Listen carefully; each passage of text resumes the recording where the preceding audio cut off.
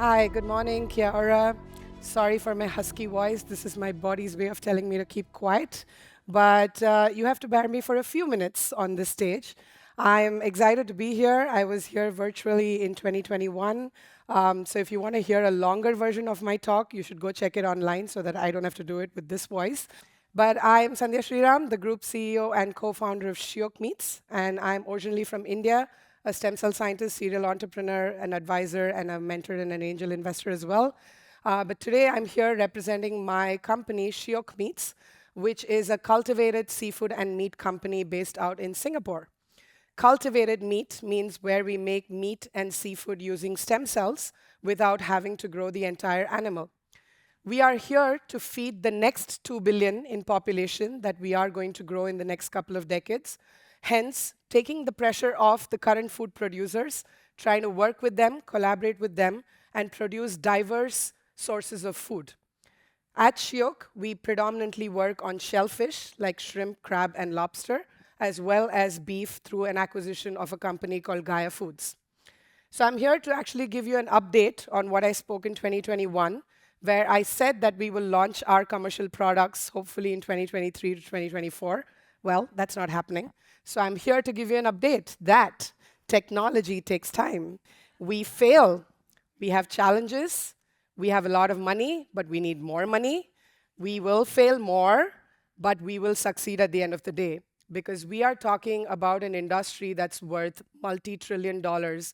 It's the meat and the seafood and the food industry. You have to have a product that's amazing, that tastes great, that's healthy, that's nutritious, that can scale, that's at price parity, and that gets all the approval that you need with the regulatory bodies all around the world. So that's going to take a while. The whole cellular agriculture industry is less than a decade old. Let that settle in. So it's too much pressure for us to have to scale up in less than a decade and have price parity and nutrition and taste and everywhere in the world. Come on, give us a while. We'll get there. We'll get there for sure. I'm extremely optimistic about it, but we just need time. We need support. We need collaboration. We need tons of more money, but we need a lot of patience from consumers, from the industry, from the investors, from everybody around us. So what have we achieved in the last 2 years since 2021? We're almost a 5-year-old company. We are the first company in the world to ever do cultivated shellfish or crustaceans like shrimp, crab, and lobster, which means we know 500 ways of how not to do cultivated shellfish. We know a couple of ways on how to produce it in a few grams. That's what you see on the screen. You see the siumais, that's with the cultivated shrimp and plant-based pork as a hybrid product. Trust me, it tastes like shrimp. And then we have the beef strips as well.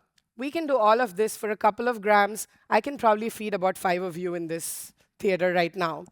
But what we have faced challenge in the last year or so is how to scale this up.